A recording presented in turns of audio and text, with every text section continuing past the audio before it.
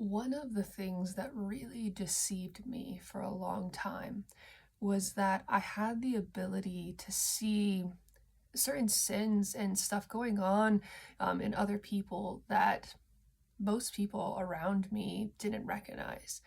Um, and how this deceived me is that it made me become convinced that because I could discern these things and see these things, that I um, was more righteous than I was. And God had to do a real work in my life, a big work, to get me to see that the ability to see the sins of others is an important thing. Discernment is a huge deal, but that doesn't mean that I'm right. And the deception comes in where you're maybe not walking in the same kinds of sin as people. Like there is outrageous sin that goes on in the world, and it's good and right, that we're not partaking in that. But because we don't partake in that, it works this self-righteousness, it works this self-confidence. And people try and break this down with this stupid idea of like, well, you're really just like them, and like you're just the same as them. That's so destructive, that's so unhelpful, because not everyone in the world is committing the same level of sins. But the problem is our ideas of goodness are far inferior to true goodness and real the real needs of what is good. And that's what deceives us. You're not going out and committing these horrific acts that other people are doing. You're not trying to manipulate and connive and lie and do all these things, but you are satisfied with a lack of goodness, a real goodness, a holiness.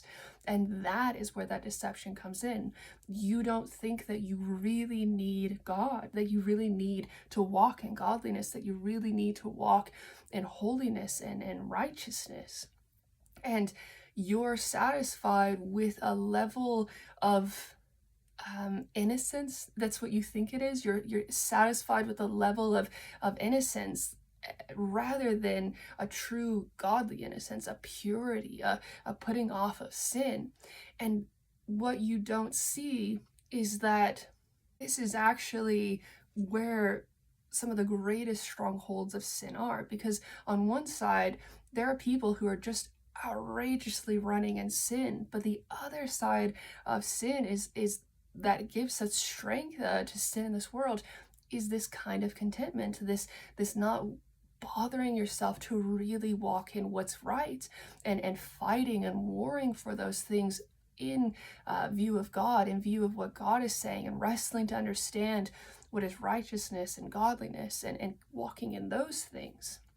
And this is where sin takes so much root in the world, because people aren't bothering themselves with the cross of righteousness. And our blind eyes do not see just how far away we actually are from goodness, how far away we are from righteousness, that our ways are not as good as we think that they are. They're not satisfactory of a real righteousness.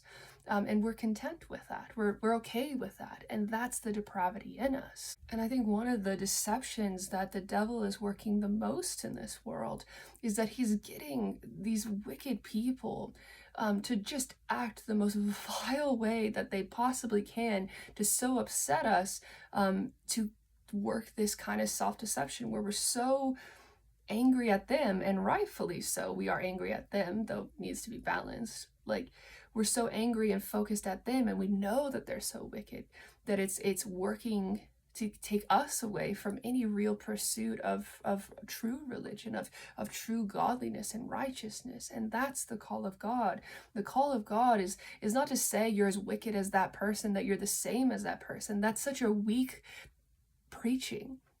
The call of God is to call us to righteousness, and to tell us that that's our responsibility, that that's our duty. And we're not allowed to think that we're satisfying the standard of God by our own contented views of what is moral. And that's the danger, is we continue to choose our own ideas of morality, our own self satisfaction with ourselves, over a real examination of righteousness and goodness in the view inside of God, and listening to that and walking in that.